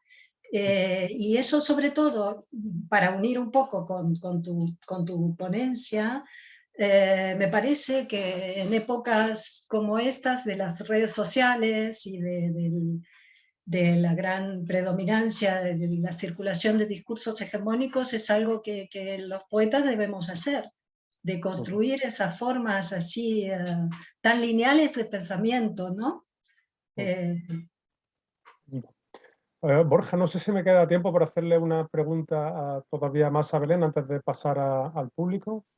Sí, perfecto. Con una pregunta más y ahí ya podemos dar paso a las preguntas. Sí. Vale. Si es que hay una que me interesa mucho, Belén, y es que, con tu permiso, me gustaría que entráramos un poco en tu cabeza. A mí me interesan mucho los procesos creativos, ¿no? O sea, cómo alguien tiene una idea y cómo esa idea llega hasta el final. En tu amplísima obra, me parece, y a lo mejor me equivoco, detectar dos tipos de obras. Unas en las que parece que tú tienes un contenido, digámoslo así, un mensaje, una historia que contar y se decide, o sea, y se explicita, se encuentra luego el soporte, la forma necesaria para hacerlo. Y otras obras en las que parece, me da la impresión, que el procedimiento es bastante relevante, ¿no? Como estas obras, por ejemplo, los War Toys de Góngora, en los que parece que, claro, que el trabajo sobre un material previo, el procedimiento parece como muy importante per se. Entonces, ¿cómo le surgen las ideas a Belén Gach? Es decir, ¿tú te vienen a la cabeza imágenes, sonidos, historias que quieres contar, los propios procedimientos que vas a utilizar, o es una mezcla de todo, o depende de cada libro o de cada proyecto? Sí, bueno, eso, por supuesto, es algo totalmente subjetivo, ¿no? De cada uno. Pero sí, yo de golpe tengo una idea, me parece una idea ya como la obra ya, y luego la concreto, pero la idea de, ¿sabes? Cuando algo de golpe hace sentido y es redondo y una idea que tiene, y entonces luego lo realizo. Yo funciono de esa manera, pero... O sea, tú digamos que la primera impresión que tienes es ya algo parecido al resultado final, incluyendo el procedimiento, la historia, los elementos y el lenguaje, ya todo como en bloque, todo unido. Generalmente sí, te diría que sí, sí, sí. Qué cool. Sí. Vale, vale. no sé por qué, me daba la impresión de que en algunos casos a lo mejor te llevaba más tiempo, o sea, tenías una idea y que luego te llegaba como más tiempo, te llevaba tiempo encontrar el encaje formal o tecnológico o Sí. informático. No, bueno, sí, igual pues, no sé, eso, pues, la verdad que es bastante inconsciente, no sé muy bien, pero normalmente como que me aparece una idea y digo, quiero hacer esto, normalmente igual, no sé, no siempre fue así o no sé, pero... Vale, pues te lo agradezco mucho esta y todas las demás respuestas, Belén. Y No, Borja, gracias, Vicente. pues quedamos, Borja, a tu merced y a tu disposición. Sí, muchísimas gracias a ambos por este estimulante diálogo y por supuesto ahora abrimos turno para cualquier pregunta, comentario o intervención de los asistentes que deseen realizar. Tengo por aquí el orden en el que han ido pidiendo la vez, si no me equivoco, Carolina Bendaño, querías hacer una pregunta, luego Gustavo, también Silvestre. Bueno, voy dándoos paso a todos. No sé si queréis intervenir directamente por micrófono, a viva voz, o escribir vuestra pregunta en el chat y yo la leo como prefiráis. A viva voz, Borja. Perfecto, adelante. Bueno, primero Carolina, ¿no? Sí, Carolina, pues adelante, Carolina. Hola, hola, ¿se me oye bien? Sí. ¿Sí? Hola. Hola. Bueno, pues mi pregunta iba dirigida hacia Belén. No me ha quedado muy claro con las preguntas que te ha hecho Vicente y con la propuesta que ha traído como conferencia para abrir este ciclo de literatura. Tengo la sensación, Belén, bueno, yo no he leído ninguno de tus libros, pero sí un poco me he podido hacer a la idea de cuál es tu planteamiento y por qué motivo te han traído para la entrevista de Vicente a este acto. Y tengo la sensación de que tú no entiendes muy bien la charla que ha dado primero Vicente, ¿no? Y la necesidad de la incorporación en la escritura experimental de la tecnología digital. Tengo la sensación, o tengo la sensación constantemente a lo largo de la charla y con las preguntas que te hacía Vicente, que estabas un poco confundida respecto a lo que es la tecnificación digital, ¿no? Lo que es utilizar los medios digitales para escribir, a la propuesta Hombre, que por está favor, no. trayendo Vicente. Daba la sensación, ¿no?, de que tú hablabas de que tú eres consciente de la literatura digital en el momento en el que hay que empezar a emplear el ordenador y demás, pero que tú te has querido separar de las redes sociales. Y creo que no es exactamente lo que propone la literatura a la intemperie en el ensayo de Vicente, ni lo que se está proponiendo actualmente, ¿no? Y creo que es muy difícil, o sea, no entiendo muy bien cuando utilizas la palabra hegemonía, que al fin y al cabo es primacía de un pueblo sobre otro, ¿qué quieres contestar respecto a las preguntas que te hacía Vicente? Yo estoy un poco confundida sobre si tú entiendes el concepto y cómo puede alguien que se dedica a lo experimental separarse de todo esto que al fin y al cabo es la literatura actual, más allá de que mucha de esa literatura digital está publicándose también en papel. Esa es mi pregunta. No te entiendo. No entiendo lo que me estás preguntando. Te estoy preguntando que qué quieres decirnos con lo de la hegemonía y cómo puede una escritora que se dedica al estudio de la escritura experimental separarse de un movimiento que lleva prácticamente 20 años, que es la literatura que se está moviendo digital y que, como bien decía Vicente, hay muchísimos niveles de calidad y que no está separada solo al bloguero o al que escribe microcuentos. No sé cómo una escritora No, pero yo como no usted me dedico a puede estudiar separarse eso. de esta literatura digital y cómo puede defenderlo en la hegemonía, que además es otro concepto completamente distinto al de intemperie. No lo entiendo, no lo entiendo usted, sé, Belén. no, yo no me dedico, No he entendido sí, no. ninguna de sus respuestas Yo en la no me entrevista. dedico a estudiar la literatura digital. No, yo no me No, al dedico a eso. experimental sí, al experimental Sí, el sí. experimental sí, Y pero usted está hasta... diciendo que se ha separado de ella. Entonces, ¿cómo se puede separar una estudiosa de la literatura experimental durante 20 años de la literatura actual? ¿No? Que al fin y al cabo es la primacía. Mira, Yo no entiendo, cada no uno la hace entiendo a lo usted. que quiere. No, Cada uno pero hace es lo que que quiere, ¿no? quiero entenderla en las respuestas a la entrevista y no la entiendo. No entiendo el concepto de hegemonía. ¿A qué se quiere referir usted? Con hegemonía lo ha No sé, utilizado como a ver si el 5 o 6 coordinador me veces. puede explicar lo que esta chica me está preguntando, que no entiendo, por favor. No, bueno, no te preocupes, Belén, por favor. Bueno, Carolina, en cualquier caso, para dinamizar un poco este turno de preguntas, quizás podemos concretar un poco más. En cualquier caso, Vale. Sí, perdón. ¿A qué se quiere referir con hegemonía cuando usted responde que ha buscado la naturaleza del lenguaje en la hegemonía? ¿Qué quiere decir usted, Belén, ¿Tú con quieres hegemonía? que defina el término hegemónico? Bueno, lea Foucault Para un usted, poco, bueno, entiendo no sé. conozco la definición. Quiero que me explique usted qué significa hegemonía para usted. Déjanos. Lo mismo que para ti, lo mismo que para Foucault. ¿Qué tiene que ver eso? No estamos hablando de literatura digital, no sé. No. Sí, bueno, Bueno, Carolina, si te pues ya parece está, bien, lo doy voy por a... terminado. Lo doy por Sí, terminada la sí, sí, no, pregunta. doy yo por terminado tu turno, Sí, disculpa, ya he pero... visto que ha sido en vano. Lo siento. No, pero bueno, en cualquier caso no creo que la polisemia de un término sea ahora objeto de debate. Gustavo Guerrero, por favor, Sí, la intervención. gracias.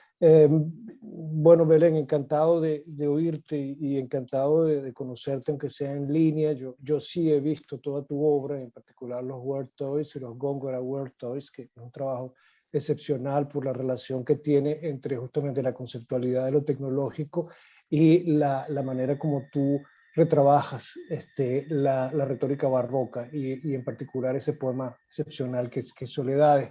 A mí me gustó muchísimo toda la idea de movimiento, la idea de dinamismo que tú le imprimes al poema a través de Góngora Word Toys y de algún modo tengo la impresión de que el barroco encuentra en ese libro una forma de realización que en medios analógicos no hubiera encontrado. Entonces mi pregunta es más que todo una inquietud. Sigues trabajando, lo dijiste, en barroco y neobarroco. A mí me interesa muchísimo, evidentemente, el trabajo que se está haciendo hoy en de distintos lugares sobre barroco y neobarroco. Y no sé, quisiera saber si va a haber una suite de los Góngora Word Toys o cómo estás concibiendo ese trabajo con el barroco y el neobarroco. No va a haber una suite de los Góngora, pero sí que he trabajado, no sé, he tenido la suerte de hace poco participar en una conferencia organizada por la Universidad de Mainz sobre el barroco y el neobarroco y nada, y he trabajado en mi conferencia sobre Góngora y el rol de Góngora también en ese despliegue de palabras y despliegue de mundos. Y sí, porque vuelvo a repetir, ¿no? Góngora, bueno, en general, bueno, desde la generación del 27 hasta todo lo que es el neobarroco latinoamericano, Góngora ha sido una figura central, ¿no? Como tú bien sabes. Por supuesto, por supuesto. A mí me ha sí, encantado que hayas hecho esto con Góngora porque es una manera de volverlo a colocar a la cabeza de un trabajo de poesía de vanguardia hoy, un siglo después del 27 casi. Es como otra manera de volverlo a traer a la parte sí, y bueno, delante de la escena y de veras que se agradece. Él, como tú dices, él estaría fascinado con internet y todo esto, ¿no? Claro que sí, yo creo que lo interesante es la manera como de algún modo el trabajo tuyo realiza potencialidades del discurso barroco que fuera de los medios técnicos actuales no se hubieran podido cumplir, realizar plenamente. Eso me parece muy interesante y de veras que te lo agradezco. Gracias, Gustavo. Muchísimas gracias, Gustavo y Belén, por la pregunta. No sé si hay alguien más en el público que desee, si veo por aquí alguna mano levantada, no sé si queréis animaros a encender la cámara, activar micrófono. En cualquier caso, sí que pediría, por favor, ir un poco más al grano, preguntas concretas para que no nos quedemos sin tiempo. Veo por aquí a Hola, Silvestre Armando. Omnibus. Hola, Armando. No sé si Sí, Silvestre Omnibus había pedido la vez anteriormente, si no me equivoco. Sí, cuando quiera, Silvestre. Creo que no me escucho. Sí, te escuchamos. Ah, perfecto. Bueno, tal vez es una pregunta un poco extraña, pero yo también soy un gran fanático de tu trabajo, Juan. Buenas tardes también, por cierto, ya. Y también soy un gran fanático de todas estas cuestiones de la literatura justo digital, ¿no? Y que también está fuera de estas redes sociales, que tal vez son tan masificantes en ese aspecto. Pero mi pregunta es, en ese sentido, hay como esta expresión, ¿no? Esta idea de que la literatura está atrasada, ¿no? Con otras artes visuales, ¿no? Si, creo que decían, ¿no? 50 años, no dan un estimado, ¿no? Si está tantos años atrasada. Quería saber como tu opinión al respecto de esta idea, porque, bueno, estamos viendo como todo este resurgimiento, ¿no? Y dicen, está atrasada la literatura, ¿no? Entonces, quería como tu idea sobre esta idea. Sí, bueno, la literatura siempre ha venido un poco, le ha costado más entrar en los cambios, ¿no? Yo creo que bueno, obviamente la música ha sido la que primero ha entrado bien con la tecnología porque ya de por sí los músicos venían trabajando con medios electrónicos, ¿no? Ya en los años, pero también desde las artes visuales, evidentemente. Hay como más flexibilidad, pero como la literatura viene anclada con el lenguaje, siempre un poco viene como más... tiene una dinámica diferente, si tienes razón, yo coincido con eso. Vale, muchas gracias y un placer escuchar. Muchas gracias, Silvestre. Tenemos también por aquí a Montserrat, que veía su cámara encendida, si no me equivoco. Cuando quieras, Montserrat, por favor.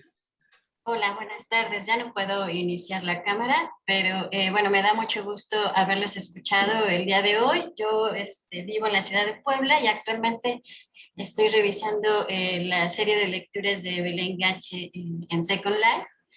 He elegido esta obra porque para mí es muy sorprendente cómo podemos trasladar esta concepción de poema de la idea tradicional de papel y tintas y manchas de tinta en el impreso a una idea de un poema como es el metaverso de Second Life, pero sobre todo con esta intención de tomar este espacio que ya está dado y hacer y transformarlo. Eso me interesa bastante y además de que escuchándote, Belén, yo no había, pues no había hecho tanto hincapié en que estas cosas no se podían hacer en los 80s, ¿no? O sea, de alguna manera en mi imaginario y en la experiencia que tengo con la digitalidad ha hecho que mucha de mi sorpresa se vaya disminuyendo ante ciertos fenómenos.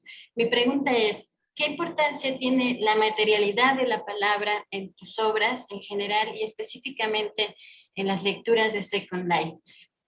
¿Y cómo juegan o cómo planteas, o mejor dicho, cuál es la relación preponderante entre la imagen, el sonido, además de la palabra musical en estos experimentos?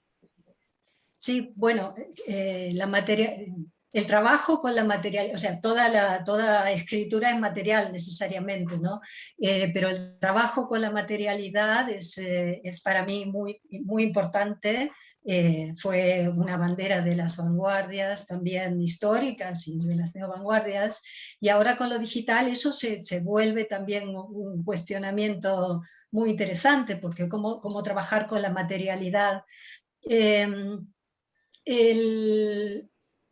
Lo de Second Life, sí, tienes razón. Una de las claves de mis obras con Second Life es eso, ¿no? El espacio dado, como apropiarse del espacio dado. Es como que me estoy metiendo en el espacio donde están otros, ¿sabes? Eso, cambiando la lógica y metiendo ahí la poesía experimental. Y además siempre como leyendo siempre eso es de la serie, porque tengo todos unos vídeos de la serie de la lectura, está leyendo sus libros ahí en Second Life, ¿no? Todo el mundo. Así que sí, bueno, y las materialidades estas nuevas y las que vendrán con los nuevos dispositivos son todo un challenge, no sé, ¿cómo se dice challenge? Se me fue la palabra, como un... ¿Desafío? Un desafío, ahí está, un desafío para ver cómo se trabaja con eso. Nada, espero haberte contestado un poco. Perdón, abusando un poco de mi turno. ¿Qué significa entonces la oralidad en estas performances de Second Life? Sí, ahí está la oralidad. Yo es que no trabajo tanto con la oralidad, ¿sabes? O sea, ahí, bueno, sí, eventualmente sí, pero siempre meto el libro de por medio. Ahí está como la lectura o la escritura con el libro, ¿no? Sí, me cuesta más, yo soy más siempre de escribir más que de hablar, ¿no? Me cuesta más hablar, siempre escribir, pero bueno, la propia materialidad del medio, bueno, ahí en Second Life, de ir recitando, en todo caso, estos poemas. Sí, aparece la oralidad, pero no. Normalmente estoy mucho más cómoda escribiendo y en el silencio que... Gracias. Nada. Esto, pero por supuesto no quiero, no digo que... No, porque no sé, de ninguna manera yo he querido decir, me quedé pensando si es que yo estaba en contra de las redes sociales o algo así, no, para nada, no, solamente que yo no las utilizo. No digo, porque no me quedó claro si había algún tipo de reproche por eso, no, yo no, para nada tengo problemas, se pueden hacer cosas súper interesantes, me imagino, no sé, pero yo no las utilizo porque no va en mi lógica, nada más. Quizás por una cuestión de edad. No te preocupes, Belén, si no ha quedado perfectamente claro. Bien, pues creo que había una pregunta más por parte de Armando y sintiéndolo mucho con esa última intervención ya daré paso después para cerrar esta primera sesión del ciclo. Por favor, Armando, cuando quieras. Pues muchas gracias por el evento, yo estuve muy fascinado y pues más bien era como comentario de exigencia que un poco fue ya contestado por Belén. Yo conocí a Belén en unas conferencias antes de conocer su trabajo y conforme ha avanzado el tiempo sigo conociendo su trabajo y apenas el año pasado hubieron unos eventos justo de la cátedra Maths Out donde seguimos abundando en su trabajo y la sigo conociendo.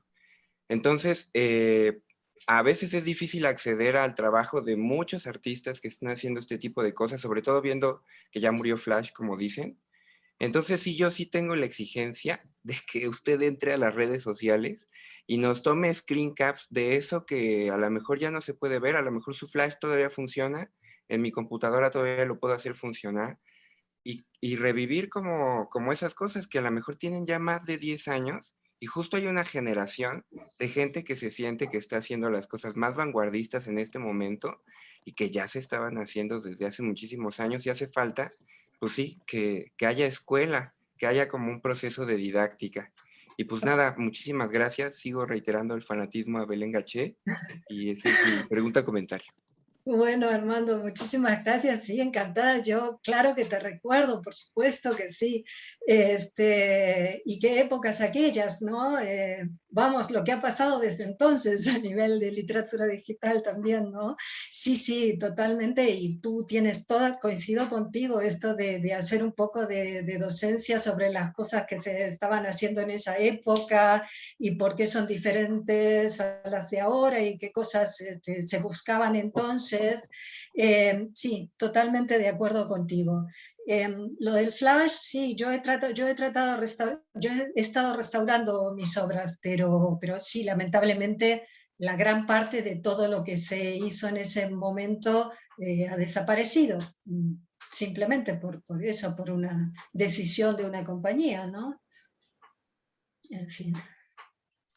Muchísimas gracias. Bueno, pues creo que con esta luminosidad y entusiasmo de la intervención de Armando es un momento estupendo para cerrar aquí, pero por supuesto es un hasta pronto porque recuerdo al público asistente que nos encontraremos de nuevo en la sesión del próximo 17 de noviembre y no puedo cerrar sino agradeciendo de nuevo a las entidades organizadoras y por supuesto a las dos estrellas que hoy nos han acercado un poco más a la comprensión de nuestro mundo. Vicente, Belén, muchísimas gracias a ambos por este fructífero e interesantísimo diálogo, por esa conferencia, por esa entrevista, por esta charla que espero que también hayáis disfrutado casi tanto como los que os hemos escuchado y disfrutado. Así que gracias a ambos y muy buenos días o muy buenas tardes a todo nuestro público asistente. Gracias a todos, gracias Borja, gracias Vicente y gracias a todas las instituciones que han participado. Gracias a todos.